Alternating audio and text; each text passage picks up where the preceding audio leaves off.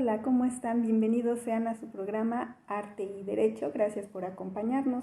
Para quienes nos acompañan por primera vez, quiero comentarles que este es un espacio de análisis y de reflexión del derecho a través de manifestaciones artísticas y culturales.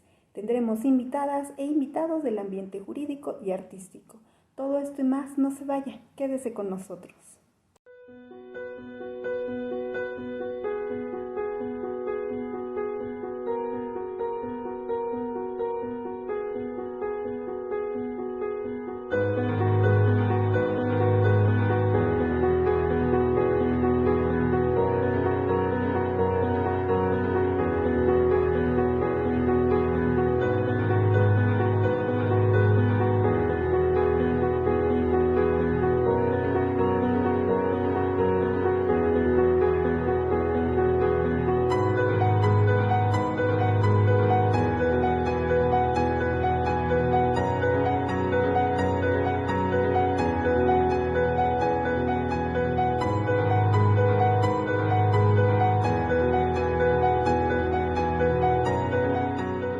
Enviamos un cordial saludo y una gran felicitación a todos los abogados, ya que el pasado 12 de julio se celebró en México el Día del Abogado.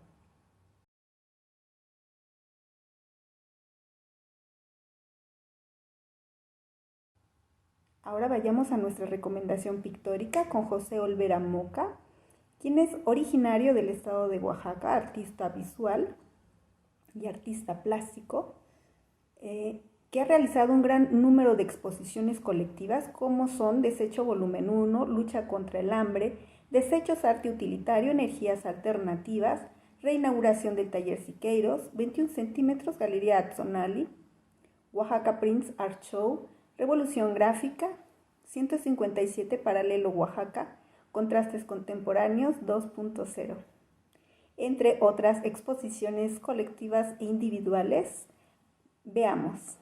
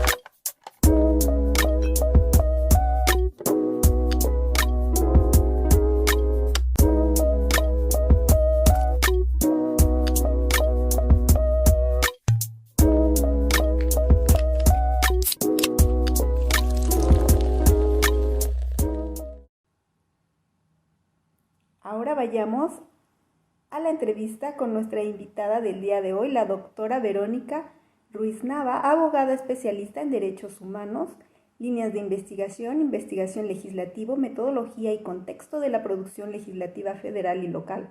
Asimismo, ha publicado diversos artículos e impartido conferencias en temas como violaciones graves a derechos humanos, garantismo penal y prevención de la violencia en México, así como perspectiva de género.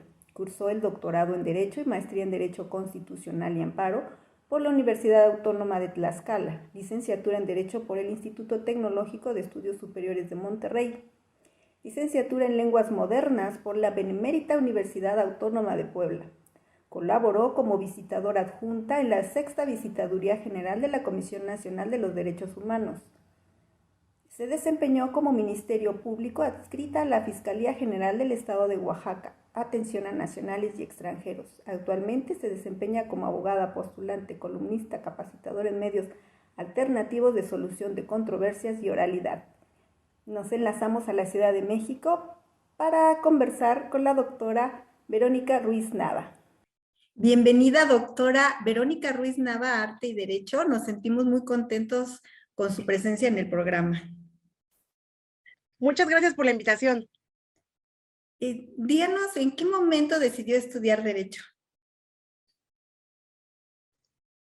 Bueno, lo decidí prácticamente a los 8 años. Mi papá es abogado, de hecho también es abogado penalista, y a los 8 años decidí que quería estudiar Derecho, pero también tenía la inquietud de estudiar alguna otra ciencia y pues afortunadamente lo logré. Me parece que tenemos algo en común, nuestro interés en el derecho penal. ¿Le gustaría comentarnos brevemente en qué consistió su tesis de grado de doctorado, Violencia, Políticas Criminológicas y Garantismo del 2000 al 2018 en México? Alternativas comunitarias a las estrategias institucionales en la prevención y combate al delito. Sí, justamente el posgrado, que es el Centro de Investigaciones Jurídicas al que pertenezco de la Universidad Autónoma de Tlaxcala, tiene un cuerpo consolidado del estudio de políticas criminológicas que tiendan a la reducción de la incidencia delictiva. Entonces, es un tema que he investigado desde el grado de maestría, que es en Maestría Constitucional en Derecho Constitucional y Amparo, que es la que estudié, y siguiendo la misma línea de la investigación durante la maestría, subir el nivel a la tesis de doctorado proponiendo una política pública de manera integral que permita disminuir los niveles de violencia que vivimos en México. La tesis está enfocada hacia el análisis de los homicidios dolosos del crimen organizado, que es en donde son los delitos de alto impacto, en donde se enfoca la tesis y justamente en el desarrollo de una política pública que permita identificar esos delitos graves y permita combatirlos desde los 3 órdenes de gobierno, tanto las autoridades federales, estatales y municipales. Entonces, de eso se trata la tesis y se sitúa con tantas décadas justamente por la transición política del sexenio de Vicente Fox al que hoy vivimos, que es con Andrés Manuel López Obrador, que nos han permitido 3 transiciones políticas, primero del PRI hacia el Partido de Acción Nacional, PAN, después del Partido de Acción Nacional hacia nuevamente el Partido Revolucionario Institucional y finalmente otro cambio federal hacia el nuevo partido de Morena. En ese sentido, muchos estudiosos han coincidido que esta ruptura que existe con el primer partido, con el Partido Revolucionario Institucional, estando a la cabeza del gobierno federal, generó la pérdida de los liderazgos regionales y por lo tanto el aumento de la violencia en México, cosa que cambia con el sexenio de Felipe Calderón debido a la introducción de un programa que se denominó Rápido y Furioso en Estados Unidos para saber hacia dónde llegaban las armas de contrabando, armas de alto poder. Y eso generó mayor violencia en México, provocando los más altos niveles de violencia, como lo son los crímenes o homicidios de carácter doloso a las personas y se clasifican por una tasa, es decir, cuántos homicidios existen por cada 100,000 habitantes.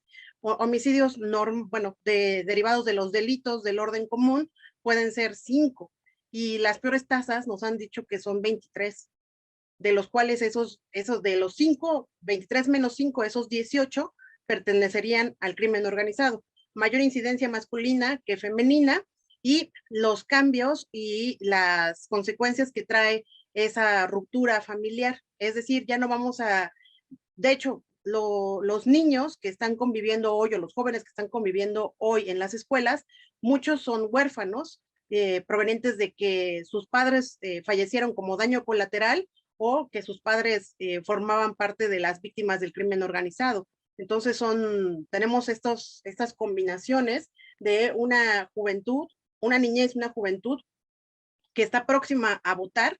Ya tenemos del 2000 al 2022, ellos ya prácticamente están votando y quizás las siguientes generaciones, la del 2024, sea esta generación que vote, que ya convivió con una pérdida tan grande por crímenes o delitos de alto impacto. Entonces, lo que busca la tesis es hacer un diagnóstico de la violencia derivada del crimen organizado, específicamente enfocada en homicidios, y generar esas opciones hacia las gendarmerías nacionales, hacia los mandos únicos, etcétera, en el sentido de la seguridad pública y dividir la seguridad pública de la investigación del delito, que parecería que son unas fronteras pues que no son visibles hacia las personas o hacia los ciudadanos comunes. Muy bien. La habilidad de hablar en otros idiomas nos permite interpretar de voz misma del autor el significado de sus mensajes. Esto es muy importante en todas las ramas del conocimiento y el derecho no es la excepción. ¿Cómo surgió su inquietud por estudiar la licenciatura en lenguas modernas sin ya haber estudiado la carrera de derecho? Sí, justamente cuando me enfilaba hacia estudiar la licenciatura en Derecho, la escuela en la que yo pasé la mayor parte de mi vida, prácticamente unos 12 años, es una escuela privada de la primaria, la secundaria, la preparatoria, y tenían un excelente nivel de inglés. Entonces, mi inquietud era continuar ese nivel de inglés, pero subirlo a niveles competitivos, no solo de conversación turística, sino poder ser competente en el idioma, escribir y hablar para poder generar contratos. Esa era mi inquietud, que pudiera escribirlo perfectamente a niveles norteamericanos, estadounidenses, y que yo pudiera ser competente en eso, porque mi primer objetivo fue desarrollarme como abogada corporativa, es decir, una abogada de empresa competente en los idiomas. Entonces, cuando fue parte de un plan, cuando cumplí el primer año de estudiar la carrera para entrar a tercer semestre, es cuando decidí estudiar también lenguas modernas e intentar dobletearla lo más que pudiera, siendo mi objetivo principal siempre la licenciatura en Derecho y el segundo objetivo, la licenciatura en lenguas modernas. Afortunadamente, sí la pude concluir y además me abrió un panorama no solamente hacia el inglés, mi enfoque era hacia el inglés, pero me abrió un panorama hacia todas las demás lenguas. Entonces, en la UAP, en la Benemérita Universidad Autónoma de Puebla, se cursa como lengua extranjera, no el inglés, que es la lengua meta, la lengua base, sino el francés. Y posteriormente me incluí en los otros idiomas porque tiene una gran oferta. Tiene una oferta sabatina, dominical, por las tardes, es mucha la oferta. En ese sentido, tuve la oportunidad de cursar otros cursos de francés, además de portugués en domingos, italiano y alemán, y es algo que es común en lenguas modernas, que se cursa en muchos idiomas. De hecho, si yo hubiera podido, hubiera estudiado náhuatl u otra lengua, el ruso o mandarín, y pues es un objetivo de vida, es algo con lo que caminas cada día, porque no me gusta tener la barrera del lenguaje y que no te puedas expresar con cosas tan sencillas como pásame una taza o me da un popote. Entonces eso no me gusta, tampoco me gusta, que me gusta mucho el cine y no me gusta tener esa barrera lingüística y por eso intento eliminarla lo más posible. Una de las gracias que tengo es que tengo una amiga polaca y mi amiga polaca me ha enseñado frases de polaco y si pudiera estudiar polaco también lo haría.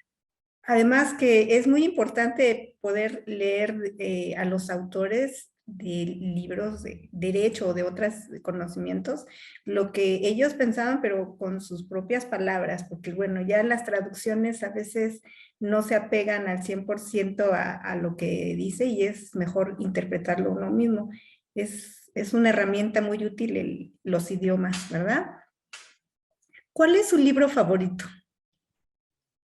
Bueno, tengo varios libros favoritos y yo me imagino que depende de la edad o del estado de ánimo.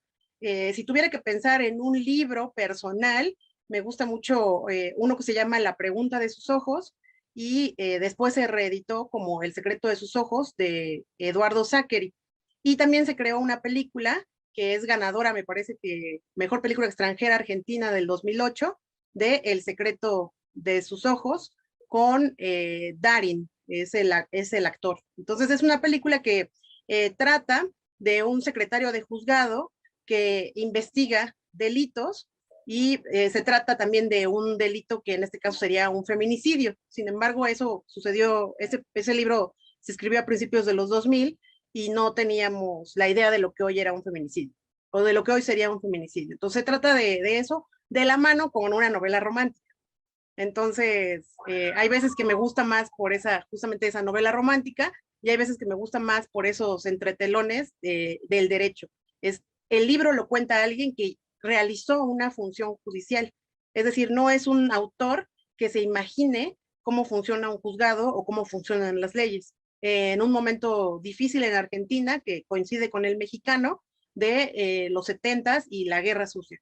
En ese sentido, si uno lo quiere rescatar como una novela histórica, es muy bonita, pero también desde un punto de vista personal, como una novela romántica.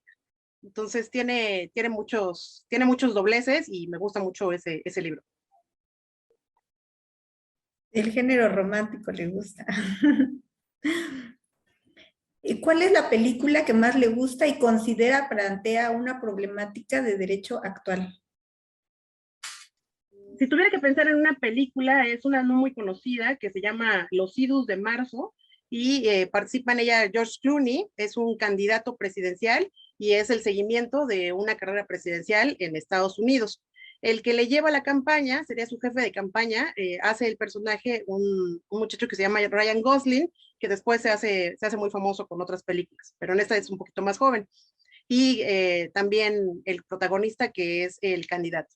En ese sentido, en la política genera cuáles son esas visiones de lo que se tiene de un candidato y de lo que tiene que hacer para ganar unas elecciones primarias, que serían las de Estados Unidos, digamos las de dentro de los dos partidos, conservador o demócrata, es uno conservador, es uno parte del Partido Demócrata y el enfrentamiento que tienen con los otros candidatos. Entonces, siempre que tengo una duda respecto de cómo se mueve un político, veo esa película. La frase idus de marzo se refieren a esas, se entendía que durante la etapa de Julio César y que existen personas que la política es muy cambiante. Entonces, esos idus de marzo recuerdan a esa etapa cambiante cuando estaba Julio César y finalmente a Julio César lo traicionan y muere en las escaleras del Senado con una, por el, porque lo lesionan con una daga por la espalda, bueno, como por el hígado, ¿no? Y pues recuerda mucho esas traiciones políticas, entonces tienen muchos personajes, además está otro personaje femenino que es una periodista, una reportera, y la reportera le hace ver la realidad, o sea, le hace ver la realidad al jefe de campaña, y el jefe de campaña cree en el candidato y le dice, los políticos todos son encantadores. No hay un político que no sea encantador. Si no fuera encantador, no sería político.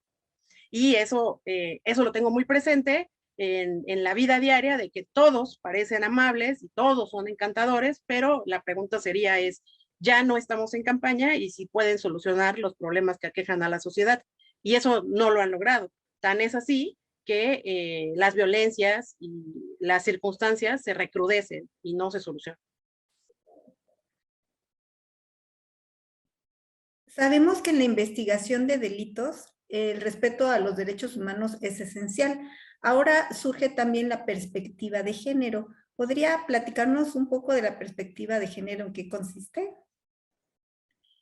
Sí, la perspectiva de género es una metodología y esta metodología se ocupa para visibilizar las jerarquizaciones o las veces en que se discrimina a un grupo en específico, al grupo femenino, ¿no? A las mujeres. Entonces, las mujeres por la naturaleza que tienen ya pertenecemos a un grupo vulnerable. Si se trata de niñas, niños o adolescentes, pertenecerían a otro grupo vulnerable. Eso quiere decir que la vulneración de la que son objetos se potencializa. Si estuviéramos hablando en términos futbolísticos, llevaríamos 2 goles en contra solamente por ser mujeres o por ser mujeres, niñas y adolescentes.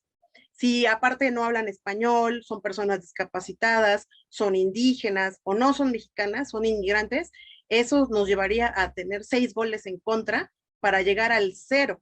Entonces, la perspectiva de género se encarga de una metodología que permita tener un piso parejo para el disfrute de los derechos.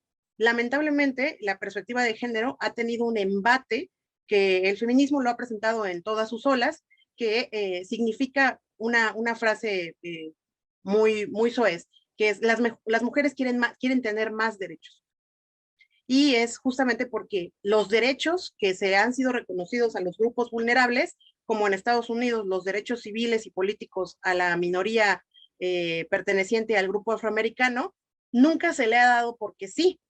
Todos los derechos que gozamos y que nos han sido reconocidos, se le han sido arrancados al poder.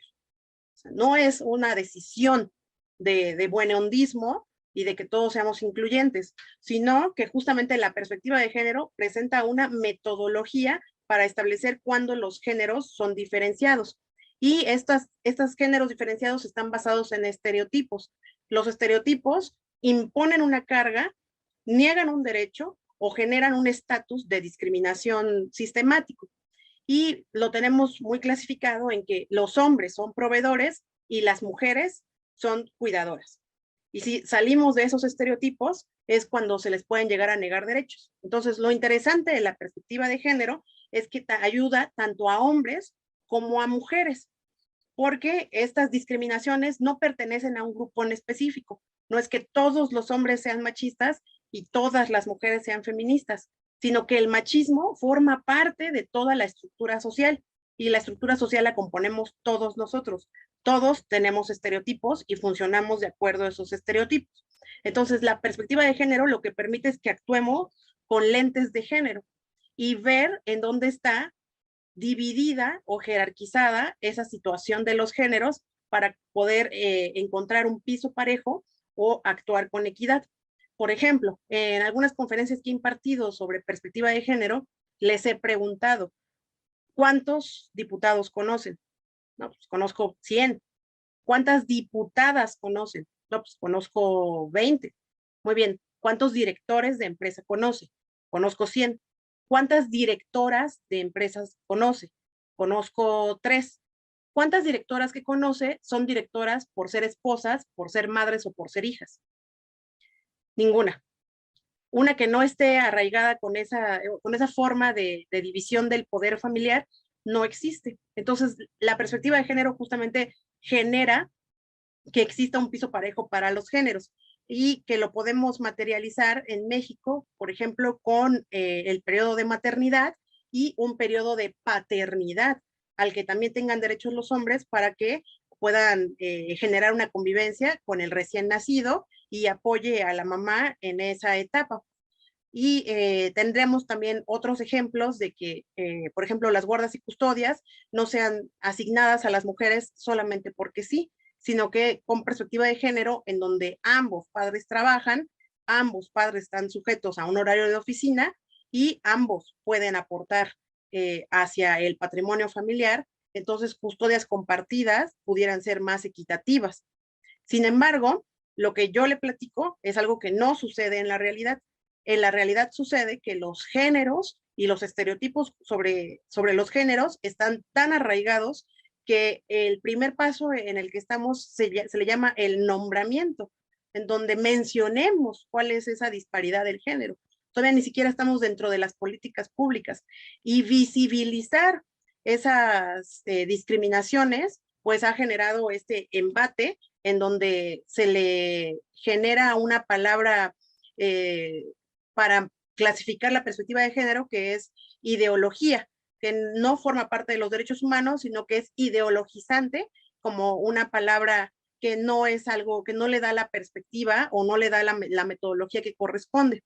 Por ello, es importante mencionar que la perspectiva de género ha estado en México desde hace por lo menos 100 años, cuando se celebraron el primer y segundo Congreso Feminista en 1916 en Yucatán, en el estado de Yucatán, y se buscaba que las mujeres tuvieran acceso a la anticoncepción, que las jornadas fueran equitativas, que se percibiera el mismo salario, y pues tal parecería que 100 años no han pasado por este país. Es decir, no es algo nuevo, es una discriminación que se ha arrastrado y que se le diluye con la palabra que es ideología. Pero no existe abogado que haya estudiado sobre una perspectiva de derechos humanos que no incluya la perspectiva de género como una perspectiva de derechos humanos.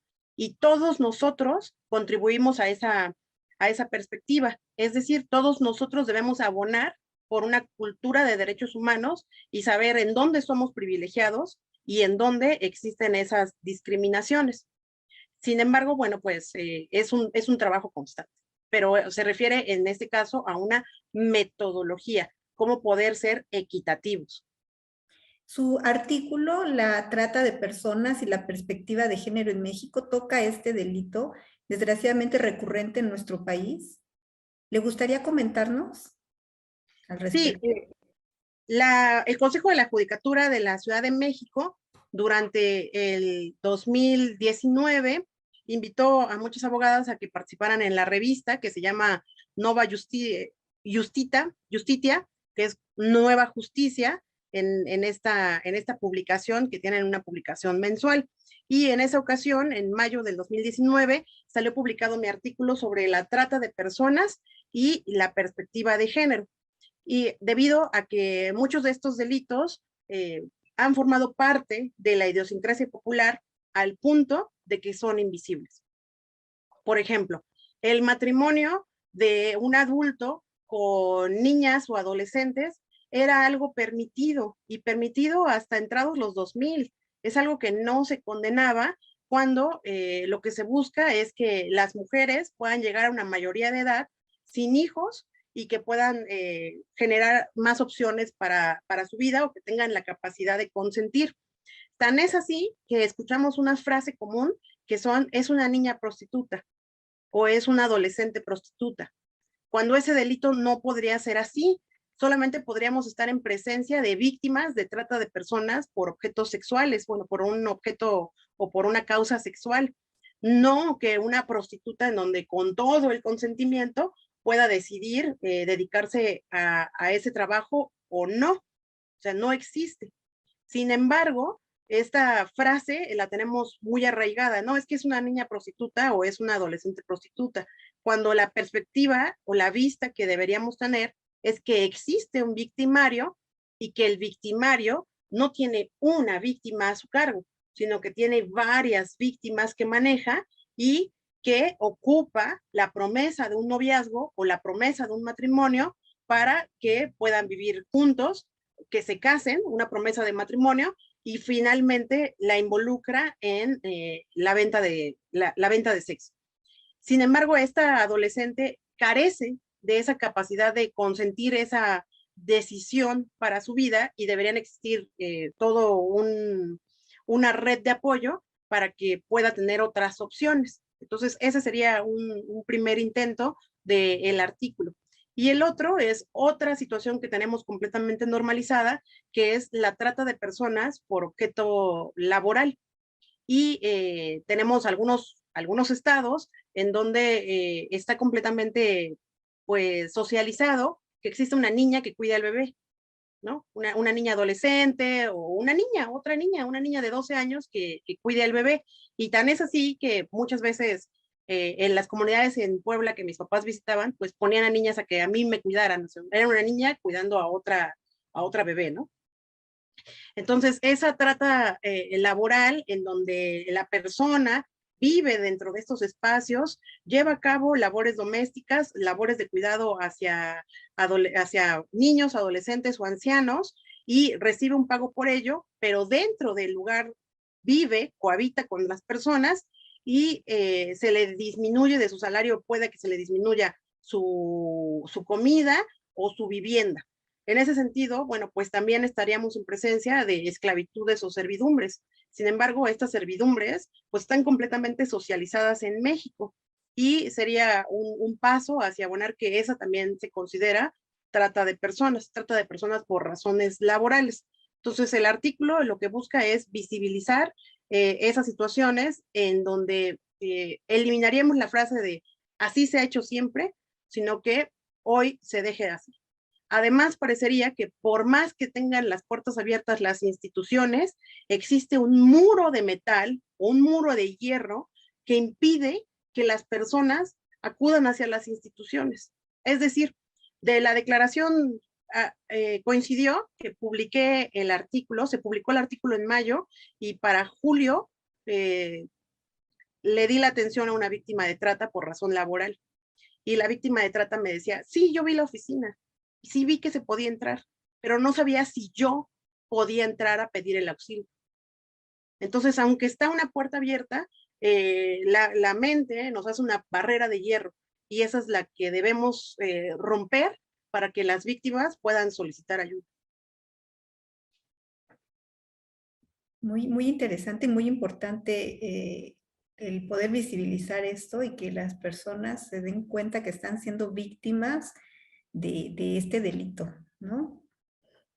Con relación a otro de sus artículos, considera que existe el derecho a la igualdad de la mujer en el derecho constitucional mexicano. Sí, ese artículo nació de una conferencia que tuve en el Instituto Nacional de Antropología e Historia en el estado de Puebla, y de ahí surgió el análisis de cuáles han sido los derechos de las mujeres y cómo han estado constitucionalizados estos derechos. Y ese artículo lo quiero mucho en particular debido a que en TikTok, en Facebook, en YouTube, en diferentes medios, hemos encontrado las frases lapidarias de que la gramática es muy clara y que no se necesita cambiar la gramática porque la gramática es clara. Es decir, tenemos los artículos los y las que determinan el género en el español. Sin embargo, en el derecho constitucional mexicano podemos ver que las primeras frases de los artículos que fueron en ese entonces primeros constitucionales menciona la frase son mexicanos o todos los mexicanos. Sin embargo, ese todos los mexicanos no incluyó al género femenino. Tan es así que necesitamos una reforma en el 53 para generar el voto hacia la mujer, reconocer el voto en la mujer. En el 74, en el artículo cuarto constitucional, el varón y la mujer son iguales ante la ley, y tendremos algunas otras reformas que yo las denomino reiterativas, porque reiteradamente se están violando los derechos de las mujeres. Y es que al movimiento feminista no es el primero el que se le ocurrió cambiar el lenguaje, sino que justamente los constituyentes de aquellas épocas mencionaron que decía todos, es decir, masculino, no incluía a lo femenino, por una razón de derecho civil, etcétera, en donde las mujeres no formaban parte como sujetos, sino forman parte del patrimonio. Es decir, usted, de su patrimonio se compone de una casa, una mesa, una cama y una mujer. O sea, formaban parte del patrimonio por esta herencia que la vamos a denominar de la familia romano-germánico-canónica. Entonces, las mujeres formaban parte del patrimonio, y lo vamos a ver de igual forma en el derecho anglosajón o del common law, en donde ellas no se les permite heredar. Sin embargo, para el caso mexicano, al ser una colonia española de la Nueva España, este tipo de derecho pues fue un derecho híbrido, porque las españolas, que ya sea que habían radicado en España y se habían trasladado hacia la Nueva España o hacia México, ellas sí se trasladaban con su patrimonio y sí eran sujetos de derechos. Lo único que les faltaba era el derecho político a votar y ser votado. Entonces tenemos algo diferente respecto al resto del mundo, debido a que las españolas y esta clase alta sí tuvo derecho a detentar un patrimonio y sí tuvo derecho a un divorcio. ¿Por qué? Porque justamente estas calidades lo que buscan es salvaguardar el patrimonio, y no se iba a quedar en la nada el patrimonio de estas mujeres que podían quedar viudas dentro de la Nueva España, que es algo distinto a lo que sucede en Europa, y es por eso que vemos estratificado la lucha y el reconocimiento de los derechos en México.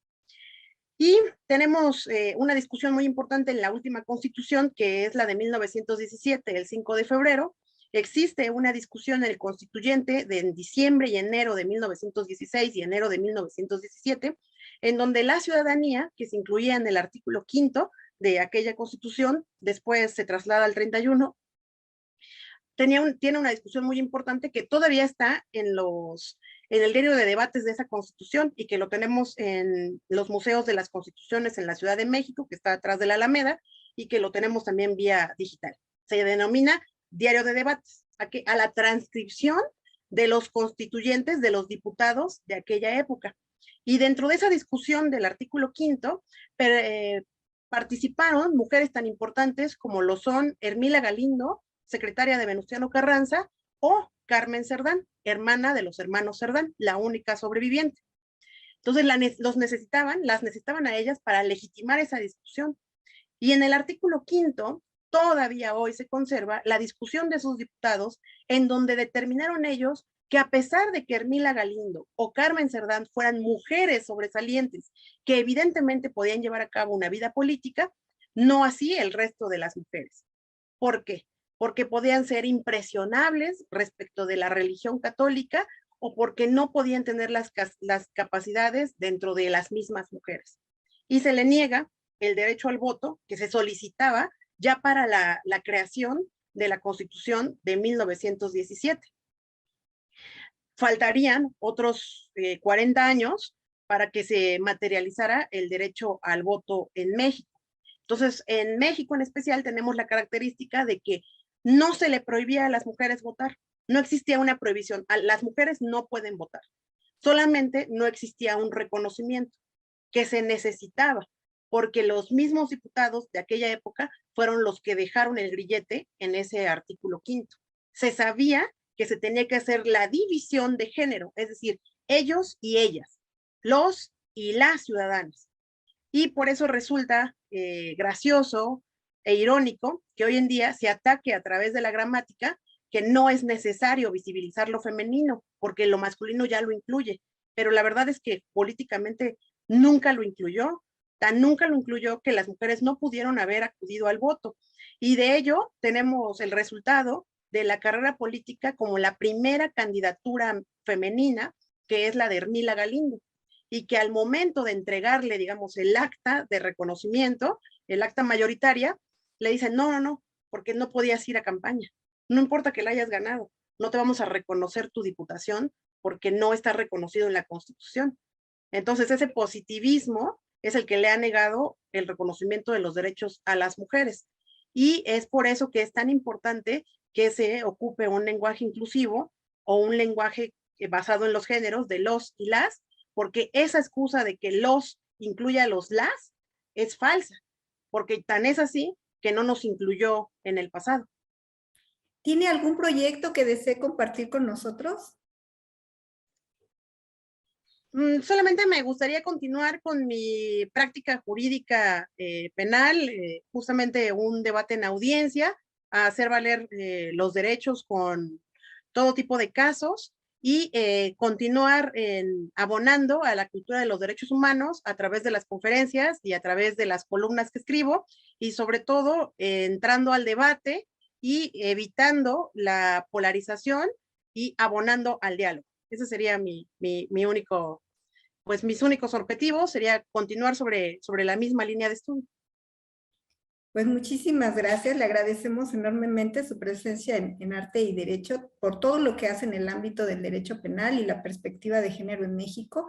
Esperamos regrese usted pronto con nosotros y pues le deseamos todo el éxito del mundo. Hasta pronto. Y a todos los que nos acompañan también, les mando un abrazo. Feliz Día del Abogado y hasta pronto.